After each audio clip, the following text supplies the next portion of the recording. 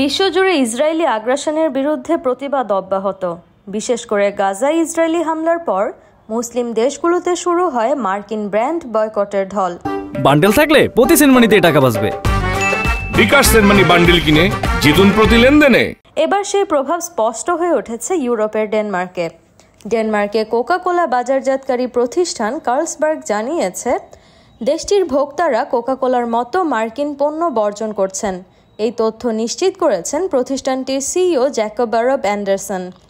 তিনি জানান, কোকা কোলার বিক্রি কমে গেছে এবং সেই সুযোগে বাজারে জায়গা করে নিচ্ছে স্থানীয় প্রতিদ্বন্দ্বী ব্র্যান্ডগুলো। শুধু কোকা কোলা নয়, বর্জনের আওতায় পড়ছে টেসলা, মার্কিন হুইস্কি, এমনকি মার্কিন যুক্তরাষ্ট্রে ভ্রমণ পরিকল্পনাও। এই প্রতিক্রিয়া শুধু ফিলিস্তিন ইস্যুতে সীমাবদ্ধ নয়, এতে যুক্ত হয়েছে মার্কিন শুল্ক নীতি, পররাষ্ট্রনীতি এবং ইলন মাস্কের রাজনৈতিক কার্যকলাপের বিরুদ্ধেও প্রতিবাদ। কোকা কোলা কর্পোরেশনের যদিও সরাসরি এই বয়কট নিয়ে কোনো মন্তব্য করেনি, তবে তাদের সিইও জেমস কুইন্সি জানিয়েছেন, বর্জনের প্রভাব থেকে পুনরুদ্ধারে তারা কাজ করছে।